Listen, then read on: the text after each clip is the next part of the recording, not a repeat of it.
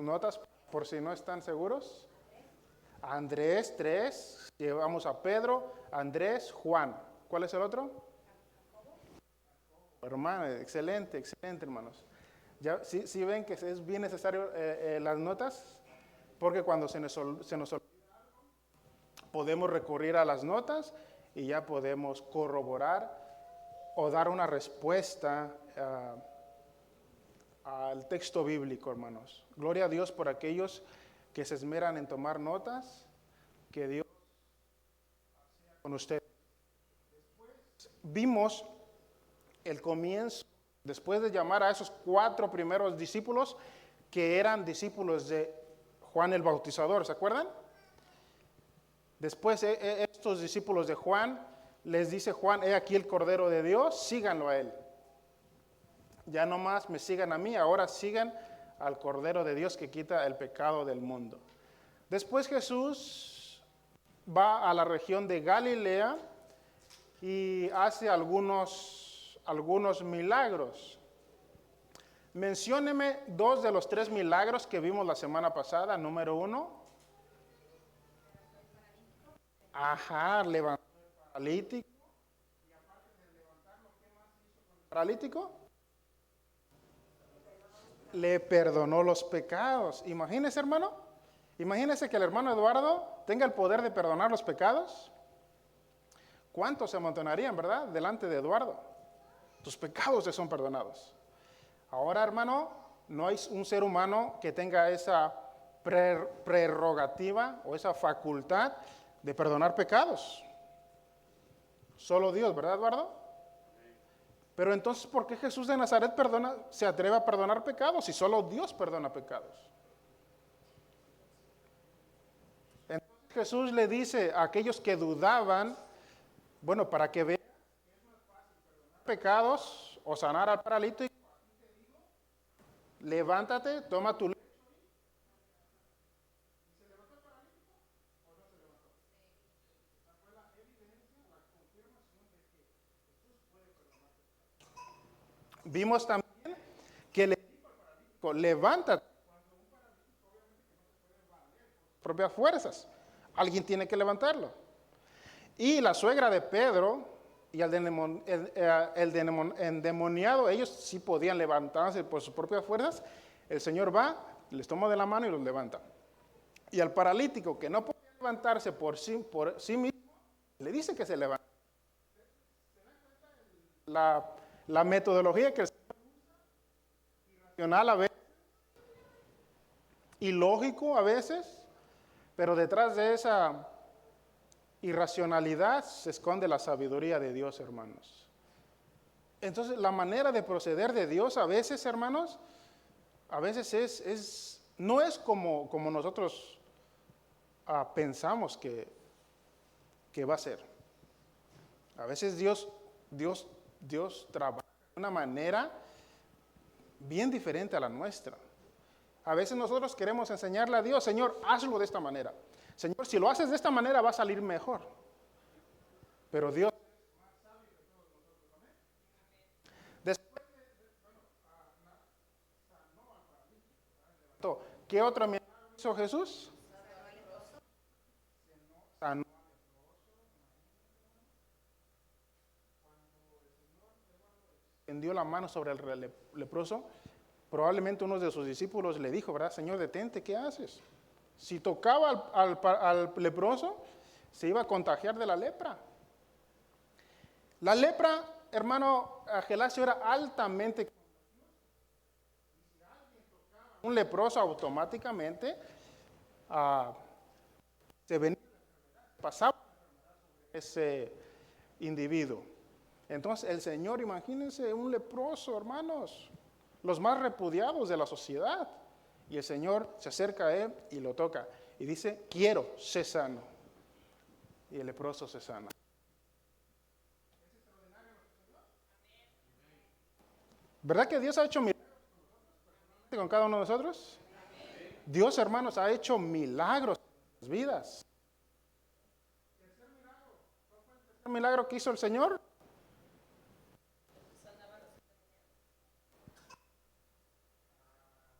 El endemoniado, ¿verdad? Cuando después de predicar, estaba un endemoniado.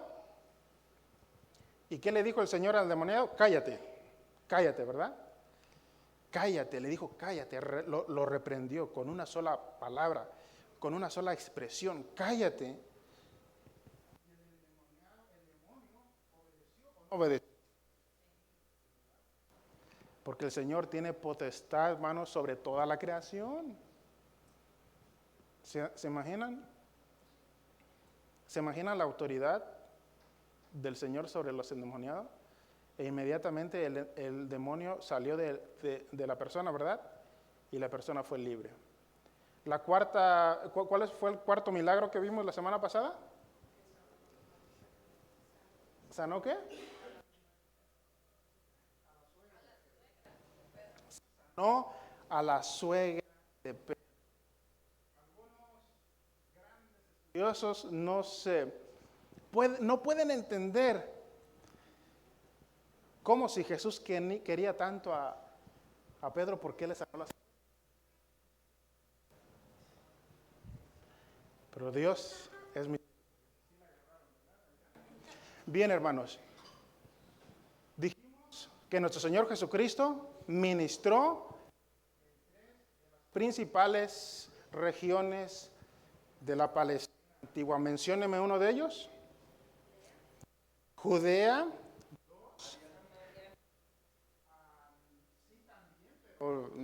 Esa es la que dijimos. Judea, ¿qué más? Galilea, ¿y la otra? No, ¿verdad?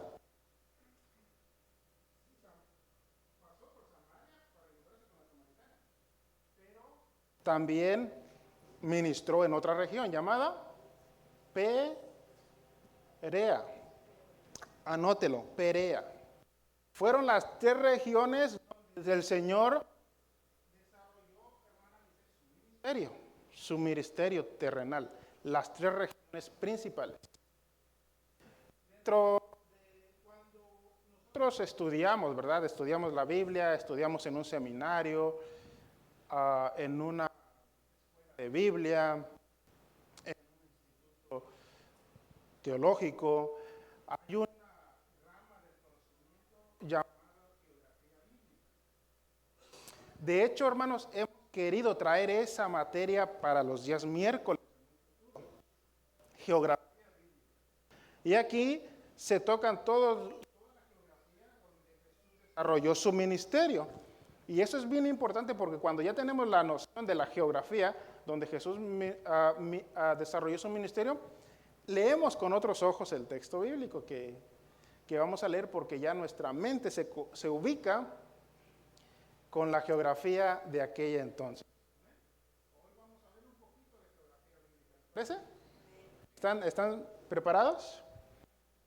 Bien, Jesús, el divino maestro, es el tema de esta noche. Jesús, el divino maestro.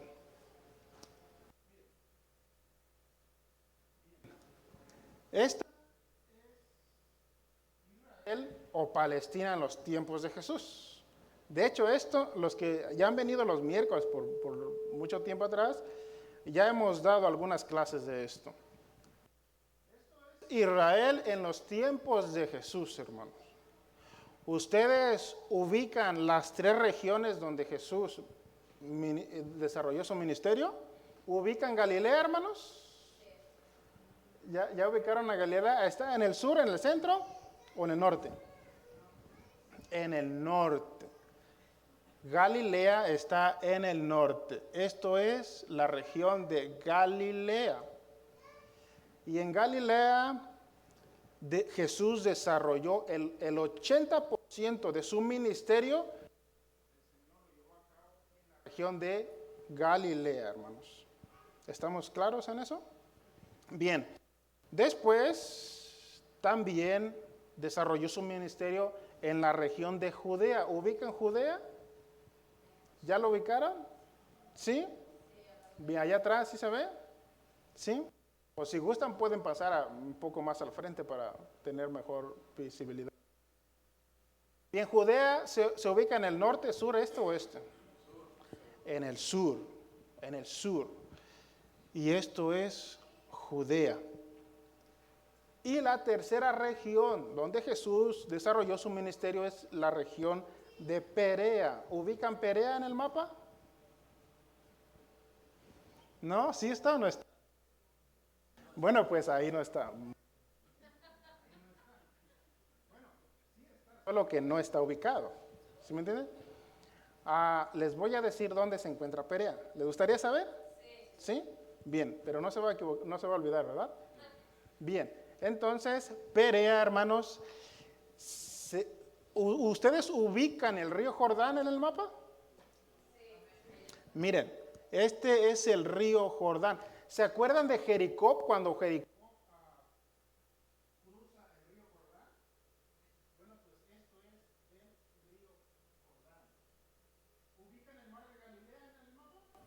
Hermanos, sí, ¿dónde se encuentra el mar? Correcto. El mar de Galilea. ¿Ubican el mar muerto en el mapa? ¿Dónde está el mar muerto? Entonces ya ubicamos a Galilea, Judea, ubicamos el mar de Galilea, el río Jordán y el mar muerto, el mar salado. Pues Perea, la región de Perea, se ubica cruzando el río Jordán. En esta región se ubica Perea. Entonces Jesús ministra en Galilea, Judea y en Perea. Para que no se le olvide, las tres palabras son similares en su terminación. Ea, Judea, Galilea y Perea. Ya no se lo olvida, ¿verdad? Tony, ¿ya no se te olvida, Tony? ¿Mm? Aunque en inglés es diferente. Bien, entonces ahora ahora Jesús, escuchen, Jesús se encuentra en Judea. Y el texto bíblico nos dice que iba a subir a Galilea. Y Juan 4 dice, pero me es necesario pasar por Samaria. ¿Dónde se encuentra Samaria? Los judíos, ¿qué eran los judíos con los samaritanos? Eran primos hermanos, pero no se llevaban. Eran como las Chivas y la América. No se llevaban, eran de partidos. Chivas. No, de la América. Son primos hermanos, ¿verdad? Chivas o el Atlas. Son primos hermanos, pero no se llevan. ¿Entiende? Pero arriba la América. Bien, ahora hermanos, cuando los del norte querían ir a Judea, por el simple hecho de no cruzar por Samaria, ellos daban la vuelta, ya sea por las costas del mar Mediterráneo o por la orilla del río Jordán, simplemente por no pasar por Samaria porque no se llevaban con sus primos hermanos. ¿Se dan cuenta? Tanto el egoísmo, tanto el pleito, el problema, y eso, hermano, bueno, al menos en mi rancho. Hay familias que no se llevan y a veces evaden el lugar donde ellos viven para con ellos, tienen una buena amistad, una sana amistad, hermanos. Pero los cristianos no somos así, ¿verdad, hermano? Nosotros nos llevamos con todo el mundo, ¿verdad? ¿Verdad que no estamos peleados con personas? Al menos no deberíamos, ¿verdad? Jesús dice, pero me es necesario pasar por Samaria. Entonces, se encuentra con la mujer samaritana en el centro de Palestina. ¿Estamos bien, hermano? Vamos a empezar. ¿Estamos bien? Bien.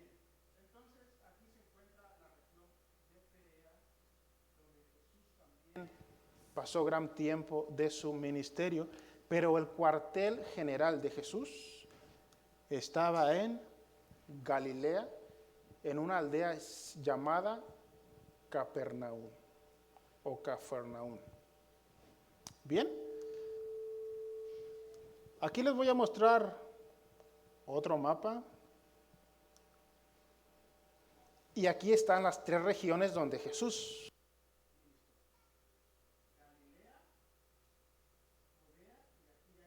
Perea, ¿se dan cuenta? Ya vamos a Perea. A regiones Jesús ministró ¿por cuánto tiempo? 3 años y medio. Imagínense, 3 años y medio. ¿Y nosotros? Imagínense, yo llevo 13 años aquí. Y el Señor, 3 años y medio, cambió la historia del mundo. ¿Tu Señor, sí o no? Bendito sea Dios.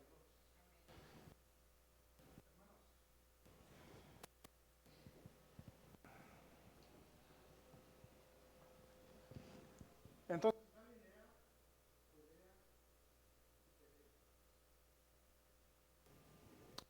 me van a ayudar a dar la clase. ¿Amén?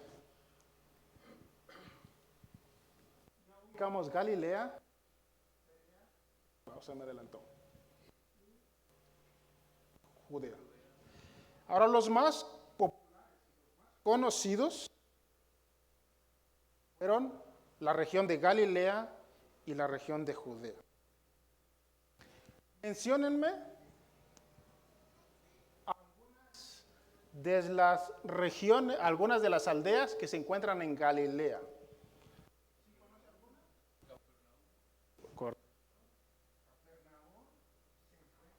En la región de Galilea. ¿Alguien sabe otra de las aldeas que se encuentran en el norte del país? Ok, espérense. ¿Qué dijiste? ¿Qué dijo? Nazaret, Jesús de Nazaret. Bueno, vamos a ver ahorita, ¿verdad? O Nazaret. ¿Cuál otro? Nazaret, Cafarnaúm. No importa. No se encuentra donde. Ahorita lo vamos a ver. ¿Perdón? Canaán. Caná. Caná. Ahora menciónenme algunas aldeas que se encuentran en Judea, sur. Jerusalén. Vamos a ver si es Jerusalén. ¿A otra? Ahora les gustaría saber a dónde se encuentran exactamente esas. Betania. Bien, sigamos. Estas son algunas de las regiones más populares que se encuentran en Galilea. ¿Cuáles son? Nazaret, Cafarnaúm, Caná y Naín. Sí, algunos sí estuvieron.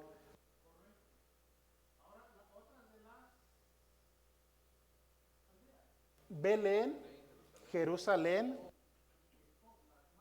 bastantes. Ahora, hermanos, en Belén. ¿Y dónde se encuentra Belén? ¿En qué región? Por eso se dice. Belén se encuentra en la región de Judea. Pero ¿por qué se le llama Jesús de Nazaret? Si nació en Belén, pues se le debería de llamar de Belén. Porque nació en Belén. Pero ¿qué dijimos la semana pasada? ¿Por qué se le llama Jesús de Nazaret? Porque, ¿y dónde se ubica Nazaret? Nazaret se ubica en Galilea y Jesús nació en Judea. Pero el padre adoptivo de José vivía ¿en dónde? En Nazaret. Ahí tenía su carpintería. Y Jesús nació en Belén de Judea, pero se crió toda su niñez y su adolescencia. El estudio pasado dije su niñez y su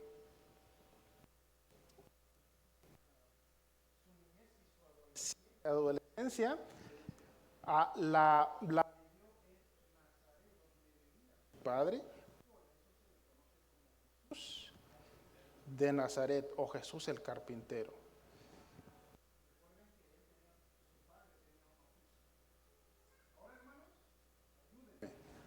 Menciónenme algún acontecimiento importante en Nazaret. Menciónenme algún acontecimiento importante en Nazaret. ¿Qué sucedió en Nazaret? Todos pueden opinar, todo el público puede opinar. Bueno, José, el padre de Jesús, tenía su carpintería. Y ahí Jesús trabajó con su padre sus años, hasta el tiempo de su ministerio. Entonces, se encontraba de Jesús.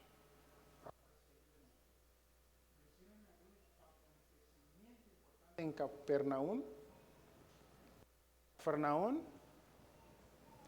La semana pasada, milagros. Mencióneme 4 milagros vimos.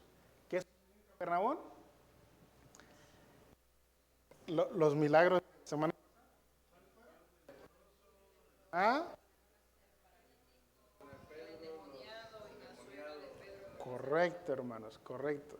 Damos un aplauso a la hermana Lisette. Hermana Lisette, 10.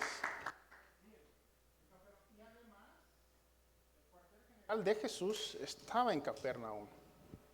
De ahí es donde se encontraba. Caná, sí tienen que saber. Un acontecimiento importante en Caná.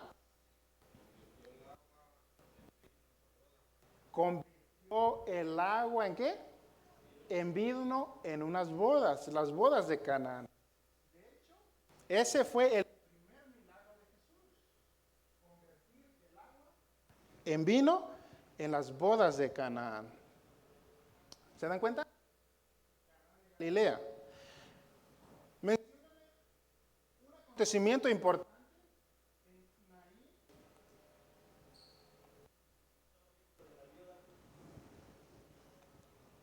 Correcto. ¿Saben ese acontecimiento? El Señor iba por las calles de Naín. Iba caminando con sus 12 discípulos.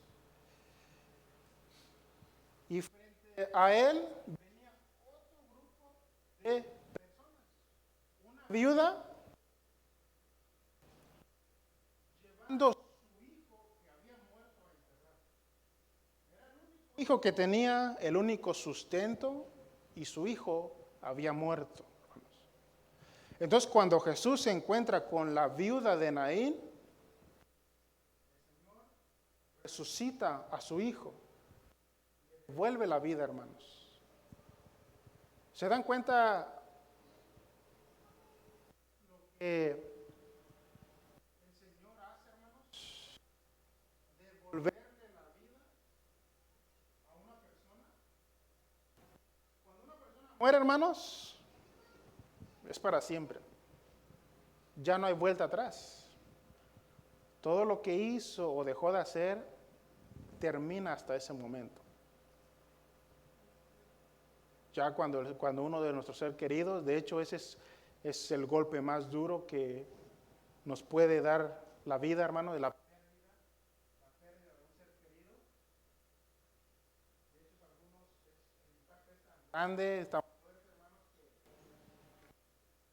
que es muy difícil recuperarse de la pérdida de un ser querido. Ahora, hermanos, nosotros debemos de tener en cuenta de que no somos eternos, de que algún día tenemos que partir a la presencia de Dios. Y por lo tanto, hermanos, debemos de estar preparados o con la idea de que algún día, o ellos, nuestros seres queridos, o se van antes, o nosotros nos vamos antes. El problema es que hay muchas personas que no están preparados para esos momentos.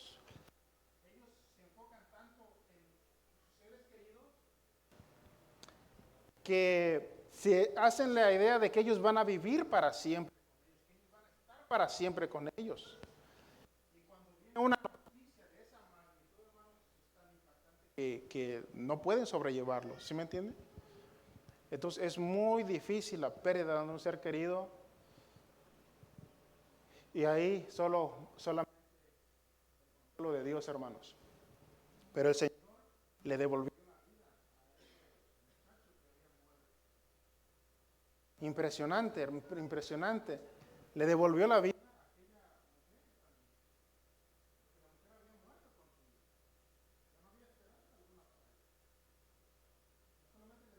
a él, sino también a las... Menciona un hecho importante en Belén, un acontecimiento importante en Belén, aparte Belén, de Belén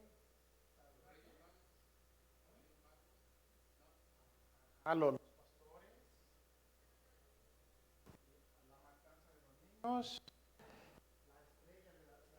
la señal del nacimiento de Jesús. Y también ahí es donde nació nuestro Señor Jesucristo, en Belén de Judea. En Jerusalén. Jerusalén, la ciudad de Dios. La entrada triunfal de qué? La entrada, cuando se acuerdan que en un pollino, eso era una profecía en el Antiguo Testamento, imagínense. Entonces va el Señor Jesús en un pollino y todos los discípulos y toda la gente, gloria a Dios en las alturas y en la tierra paz para con los hombres y todos con sus palmas. Viva el Rey de Reyes y Señor de Señores. Y se está cumpliendo la profecía y este es el Mesías que habíamos esperado por mucho tiempo. En Domingo de Ramos.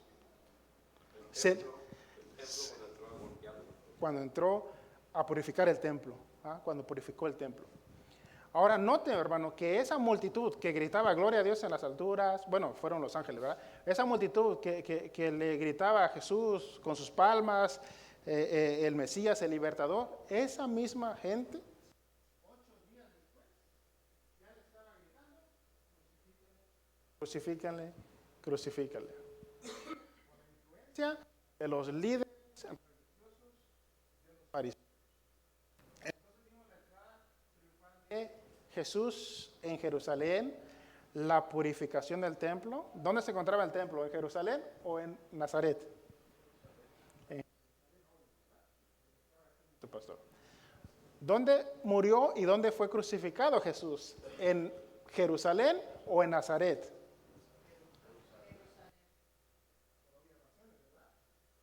Jesús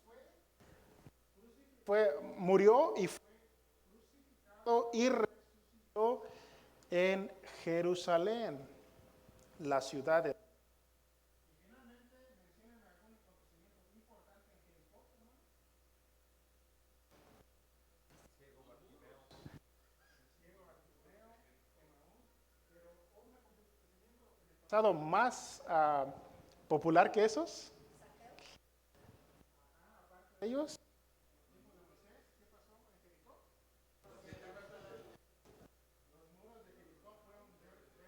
¿Derribados por quién? Por Josué, ejército, ¿verdad? Eso se encuentra en Jericó. Jericó se encuentra más o menos por esta ¿está bien? Ellos cruzan, si Jericó se encuentra en la región de Judea, cruzan el río Jordán y donde llegan, la primera ciudad es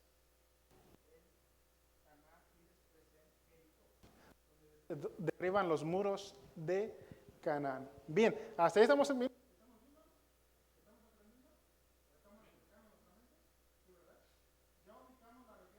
¿Jesús ministró, hermanos? ¿Sí? Judea, Galilea, Perea y en Samaria, con una mujer se llamaba samaritana. Ahora, en la Biblia no menciona el nombre de ella, solo le dice le llama la samaritana. Por alguna razón no menciona el nombre. Bien, ahora el Señor Jesús, hermanos, o el ministerio de Jesús tenía 3 aspectos importantes. Los 3 aspectos del ministerio de Jesús. ¿Cuál era el primero? la enseñanza. El segundo, el tercero, los milagros. Fueron las tres áreas o los tres aspectos de su ministerio: la enseñanza, la predicación, los milagros. Dice un comentarista que sus milagros los realizó únicamente para llamar la atención, hermanos, para atraerlos. Él dice que era como la campana que llamaba a los hombres a venir a él. Entonces los milagros, hermanos, eran el gancho con el que Jesús atrajo a las multitudes. Recuerden que después de liberar al endemoniado, de que salió de la sinagoga, y después de que sanó al leproso y la suegra de Pedro, mucha gente se amontonaba en la casa, hermanos, de la suegra, y muchos enfermos venían a él y eran sanados. Entonces los milagros fue la campana que llamó a todos a venir a él. Y una vez que ya atrajo a las multitudes a él, entonces les predicaba y les enseñaba el reino de Dios, el arrepentimiento y la salvación de sus pecados. ¿Es inteligente Dios? ¿Es sabio Dios? ¿Sabe cómo llamar a las multitudes, hermanos? Y en periodo de cuestión de días, hermanos, se hizo altamente famoso y popular. Y todas las regiones ya sabían que había un hombre de Belén con gran ministerio, gran talento. Ahora, el libro enfatiza el aspecto primero de que es su enseñanza. Aparte de hacer milagros y predicar, el Señor, de hecho, la mayor parte de su ministerio fue la enseñanza. Enseñar. Por eso se le llama el maestro de ¿qué? De Galilea. No se le llama al predicador de Galilea ni al sanador de Galilea, sino se le llama el maestro de Galilea. El ministerio fue la enseñanza. Fuente de su doctrina. La palabra doctrina significa enseñanza, hermanos. Enseñanza, la fuente de su doctrina. Dice Juan 7, del 15 al 16. Dice, maravillaban los judíos diciendo, ¿qué dice? Sin haber estudiado. Hermanos, escuchen. Lo impresionante, hermano, del Señor es que Él nunca fue a una universidad, a un colegio, a una universidad, pero discutía, hermanos, con los grandes maestros de la ley de su época. Para una persona tener un grado de conocimiento es bien necesario entrar a una academia para ser instruido sistemáticamente, aunque se puede estudiar autodidacta. El autodidacta es aquel que nunca fue a un colegio o a una universidad, que él estudió por sus propias cuentas. Y hay muchos que tienen esos conocimientos. Pero lo que la academia ofrece es el conocimiento sistemático. El autodidacta es como tener su librero lleno de libros, pero no organizados. Los tiene los de teología, de teología revuelto con los de pedagogía, psicología, filosofía, ciencias. Tener el librero, pero organizados. Los libros de teología están en esta área, los libros de filosofía en esta área, los libros de psicología, los libros de ciencias sociales, etcétera, etcétera. Ahora, el Señor tenía un conocimiento sistematizado, organizado, hermanos. Nunca fue a una universidad, ni a la academia, ni a un colegio, hermanos. Impresionante. Entonces, ¿de dónde? ¿Cuál era la fuente de su doctrina? ¿Cuál era la fuente de su enseñanza?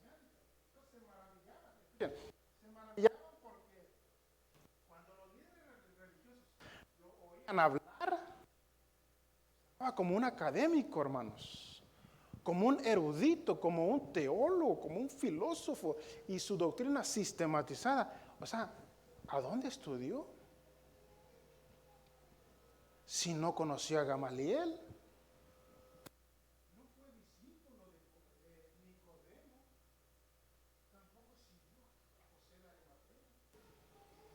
Estudió junto a Saulo de Tarso, aunque la misma de Gamaliel. No fue discípulo de Nicodemo. No fue discípulo de José de Arimatea. No fue compañero de Saulo de Tarso. ¿De dónde adquirió este conocimiento impresionante? El Señor. ¿Se dan cuenta, hermanos? Jamás ningún hombre ha hablado así, decían los que le escuchaban.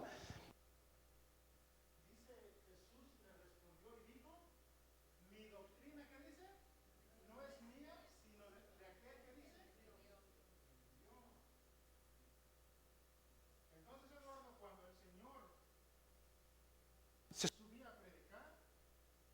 Él no predicaba lo que se le venía a la mente. Lo que escuchó de un predicador. Él no copió la enseñanza de un maestro. Él tampoco leyó un comentario o tampoco usó un bosquejo de sermones para dar su predicación. Los maestros de hoy en día, ¿verdad? Ahora, lo que él hablaba y lo que él predicaba es lo que oía del cielo. Lo que Dios mismo le comunicaba.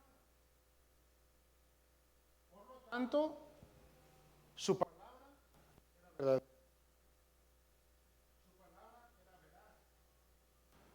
Su enseñanza era sin errores. Porque lo que él oía, lo comunicaba. A veces nosotros nos equivocamos cuando preparamos nuestro sermón. Y eso lo vamos a ver más adelante, ¿verdad? Cuando preparamos nuestra clase, a veces nos equivocamos porque esto no es nuestro pensamiento. No son nuestras palabras. Son las de Dios. Y existe la posibilidad de que transmitamos un mensaje equivocado porque podemos no interpretar correctamente el texto bíblico. Eso lo vamos a ver más adelante. Pero el Señor, Él no se equivocó en su mensaje porque todo lo que Él hablaba, hermanos, era comunicado por Dios. Por lo tanto, todo lo que dijo, hermanos, yo soy el camino, la verdad y la vida, sino a través de mí. De acuerdo a lo que estamos estudiando, ¿es verdad esa afirmación? ¿Yo soy el camino, la verdad, la vida? ¿O es una mentira? ¿Le creemos al Señor Jesucristo? Algunos hermanos les causa cierta inquietud en esa afirmación. ¿Cómo que nadie puede venir al Padre si no es a través de mí? Nosotros líderes religiosos. ¿Cómo que nadie puede ir al Padre si no es exclusivamente a través de Jesucristo y de nadie más? ¿No es exclusivista, egoísta esa declaración? ¿Qué hay con el budismo, con el hinduismo, con el islam? ¿Qué hay con Hare Krishna, con el Dalai Lama? ¿Qué hay con Mahatma Gandhi? ¿Qué hay con Buda? Excluimos a todos esos líderes religiosos solamente en Jesús. O Él es el que dijo ser, o Él es un mentiroso. Pero el Señor, hermanos, por eso el texto dice, paz y todo hombre. Señor, el Padre. La doctrina se dan, y como esta hay yo soy la luz del mundo, el pan de vida. Yo soy la vid verdadera. Hermanos, eso es todo. Entonces, el Señor hablaba de lo que no hablaba lo que se le ocurría, ¿verdad? O lo que él pensaba. Jesús enseña, dice, como su propio autor. Escuchen lo que dice el texto bíblico. Mateo 7:28. Y cuando terminó Jesús de estas palabras, la gente que dice se admiraba de su doctrina. Porque les enseñaba, ¿qué dice? Como quien tiene autoridad. ¿No se supone que los escribas son los maestros de la ley? ¿No se supone que ellos son los que están autorizados para enseñar la ley de Moisés? Ahora el texto bíblico dice que enseñaba diferente con autoridad y no como los escribas.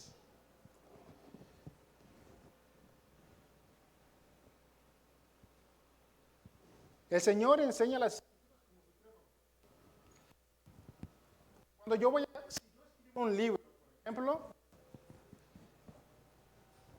todo lo que yo escriba en el libro van a ser mis pensamientos, mis ideas. Las oraciones, los capítulos y los versículos que se encuentran en ese libro son exclusivamente míos, de mis pensamientos. Yo soy el autor de este libro, soy el autor de los pensamientos. Ahora, si yo me paro al púlpito a predicar un sermón de mi libro que yo escribí, que fueron mis ideas, mis pensamientos, entonces, si yo me paro a predicar o a enseñar, hermanos, no podría haber un margen de error porque las ideas que yo compartiría, como son de mi propiedad, como son mías, entonces las transmitiría exactamente como está en el libro. Como está en el capítulo 4, en el párrafo 3, la última oración. Entonces yo hablaría y predicaría el sermón porque son mis ideas, son mis pensamientos, y iría acorde con lo escrito porque es de mi autoría. Ahora nosotros, los que predicamos, los que enseñamos, hermanos, el texto bíblico no es de nuestra autoría. Estos no son nuestros pensamientos, no son nuestras ideas, no son nuestras palabras. Son las ideas y los pensamientos de Dios. La tarea del predicador y del maestro, hermanos. Por eso, hermano, cuando yo me pongo a pensar en esto, yo no estoy aquí porque yo quise enseñar. Yo no enseño porque se me ocurrió enseñar o porque yo quise tener este ministerio de la enseñanza. Lo que estoy haciendo es porque estoy seguro de que Dios me llamó a hacerlo. Pero hay un peso, ustedes no saben, hermanos. El peso de la responsabilidad que hay en mí cuando yo me paro aquí enfrente. Ustedes probablemente me ven que no, nada, cero nervios, cero temor, cero seguridad, hermanos. Pero ustedes no saben lo que hay en mí. Y con lo que yo lucho cuando yo enseño la Biblia. Hay un temor reverente en mí, hermanos, en mi interior, que no me deja en paz. Porque yo tengo que ser fiel al texto bíblico. Yo tengo que ser lo más fiel posible, Eduardo, al texto bíblico. Y para yo ser lo más fiel posible, como yo sí tengo la posibilidad de errar en la interpretación, ese es mi temor. Como no soy infalible, hay mucha probabilidad que hierre en la interpretación del texto. Porque no son mis pensamientos, porque no son nuestras. Yo paso a enseñar la Biblia. No es como voy a orarle a Dios y a ver qué me da, y abro la Biblia en el capítulo 23, me tomo 1 o 2 horas para estudiar el texto bíblico. Ya me paso, hermanos. El predicador o el maestro, hermanos, necesita tiempo para preparar su estudio o la lección que va a dar. No es tomarlo a la ligera, hermanos, y vamos a subir y lo que el Espíritu Santo nos da. Porque no es nuestra idea, no es mi pensamiento ni mis palabras. Y existe la posibilidad de que yo dé una interpretación incorrecta del texto bíblico. Entonces yo le pido a Dios que me ayude y que me perdone si yo estoy dando una interpretación incorrecta del texto, porque no estoy haciendo fiel al texto bíblico, hermanos. ¿Tenemos un peso de responsabilidad los que predicamos y los que enseñamos? ¿Sí o no? Entonces el predicador, hermanos, o el maestro, hermanos, necesita tomarse esa seriedad de estudiar el texto bíblico, de analizar el texto bíblico, hermanos, para ser lo más posible que se pueda fiel al texto bíblico, a la interpretación del texto bíblico, sea una predicación o sea una enseñanza. Porque no son nuestras palabras, no son nuestros pensamientos, no son nuestras ideas, son las ideas de Dios. Pero el Señor Jesucristo no tenía ese problema de mala interpretación, porque Él es la palabra viva de Dios. Él es la palabra en acción de Dios. Él es la palabra, el verbo, el logos encarnado. Por lo tanto, hermanos, lo que Él enseñaba, lo que Él predicaba, lo que Él comunicaba eran sus mismas palabras, sus mismas ideas, sus mismos pensamientos. Por lo tanto, era infalible en su. No podía estar equivocado, no podía dar una falsa enseñanza, no podía convertirse en un hereje o en un falso maestro, porque eran sus palabras, eran sus pensamientos y eran sus ideas. Amén. Porque Él es el autor del texto bíblico, de la Biblia. Así que yo sé que muchos me ven, bueno, muchos ven las clases que estamos dando. Y eso es la tarea de los maestros y de los predicadores, hermanos, que seamos fiel al texto bíblico, que nos apegamos lo más que se pueda al texto bíblico. Porque como no somos infalibles, existe la posibilidad que erremos en su interpretación. Así que cada vez que enseñemos o que prediquemos, pidámosle a Dios que nos ayude y que tenga misericordia de nosotros si damos una mala interpretación del texto bíblico. Y que Dios nos ayude para prepararnos, que saquemos tiempo a solas con Dios, analizando el texto bíblico, y después buscar su rostro a través de la oración privada para que Dios nos respalde cuando vamos a enseñar o cuando vamos a dar una lección en la Biblia. ¿Amén? Ahora, el Señor era el maestro y Él no se equivocaba en su interpretación. Él no erraba. Sus palabras eran infalibles.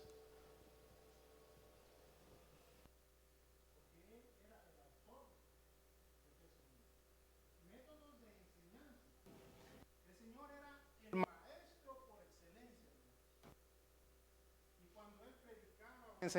hermanos, todos se maravillaban de su metodología, de cómo él enseñaba, de cómo él predicaba. Y él usaba todos los medios posibles. Escuchen, él usaba todos los medios posibles para que todos entendieran el mensaje.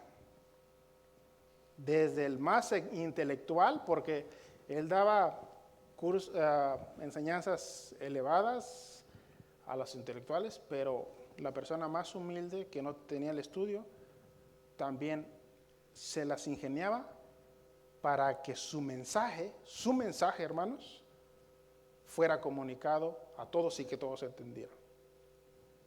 Porque en la iglesia hay niveles de conocimiento en las personas. Y un predicador o un maestro tiene que llegar a esos niveles.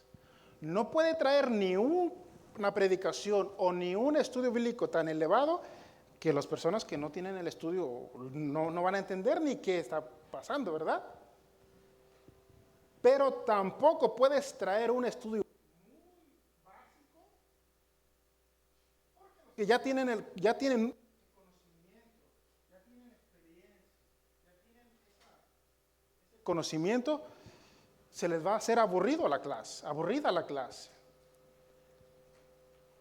Entonces el predicador o el maestro, hermano, tiene que dar un estudio, hermano, o su predicación que pueda cubrir y que pueda alimentar tanto a la persona que tiene 5 meses y que no tiene ninguna noción del texto bíblico, pero también a aquellos que ya tienen 5 o 6 años, que ya tienen el conocimiento de la Biblia y sabe de lo que está hablando, y tener que llegar a ellos, porque si no, ellos no van a comer del pan. Solamente algunos y otros no. Entonces, hermano, el predicador y el maestro, hermano, tiene mucha responsabilidad en cuanto a exponer la palabra de Dios, hermanos. Y créeme que yo le temo mucho a eso. Entonces el Señor usaba las parábolas para dar una explicación. ¿Qué es una parábola? Es una realidad divina dando un ejemplo de la vida cotidiana.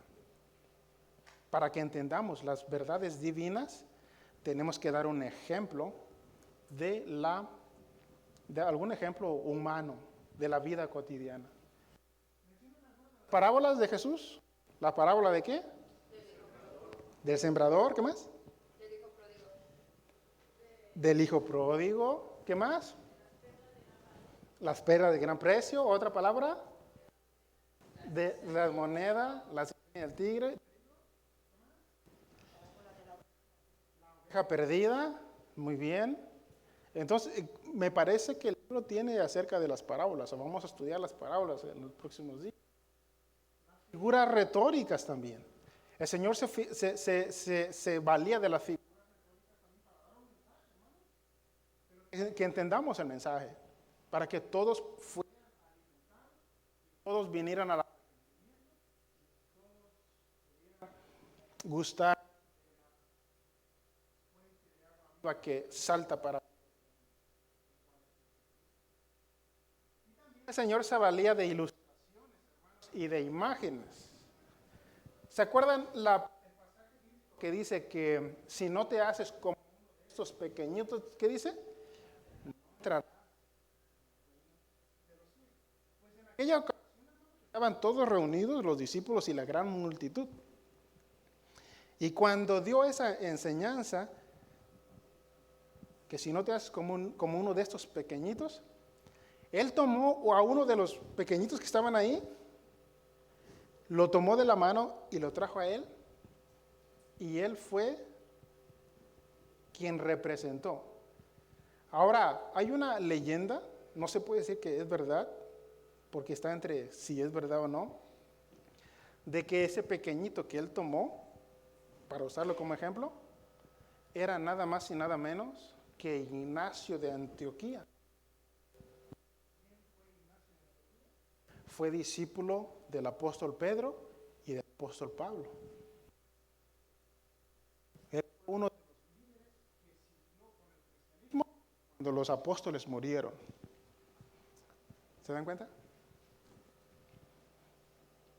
O la historia narrativa, algunos dicen que es una parábola, otros dicen que es una historia real, de Lázaro y el rico, ¿se acuerdan? Lázaro y el rico, cuando los dos murieron y uno gozó de una buena vida aquí en la tierra y el otro mendigo, y pasaron al más allá, Gelacio, los papeles se invirtieron. El que sufrió acá gozó allá, y el que gozó acá sufrió allá.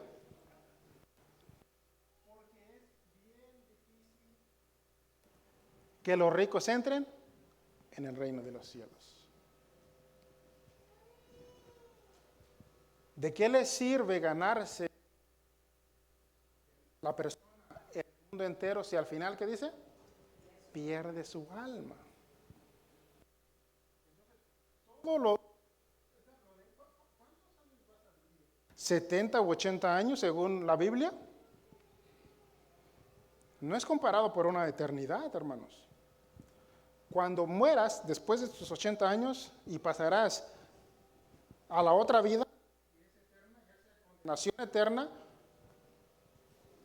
o salvación eterna, ambos caminos son eternos. Condenado en el infierno o salvado por Dios. Cuando pases a la otra eternidad, ya sea que vayas a la gloria con Dios o condenación al infierno, pasarás por toda la eternidad ahí en ese lugar. No habrá principio ni fin. No es que vas a llegar hoy y dentro de 10 años vas a salir. No hay. Por eso mejor sé un poco más sabio y vive para Cristo en esta tierra.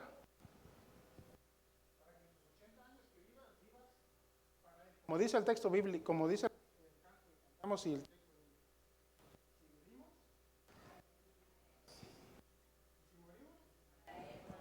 sea que vivamos o moramos, ¿de quién somos? De Cristo somos. Póngase de pie, hermano. Gracias te damos, bendito Dios.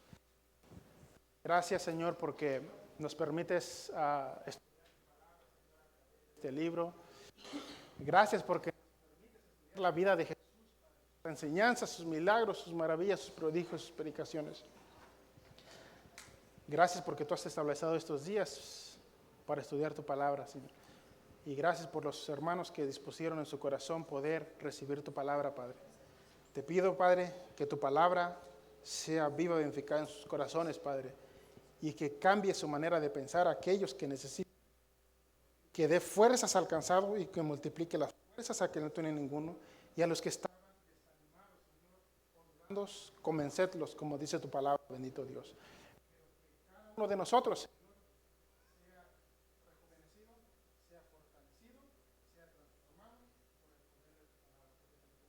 nombre de Jesús, amén y amén. Cerramos, hermanos, el estudio.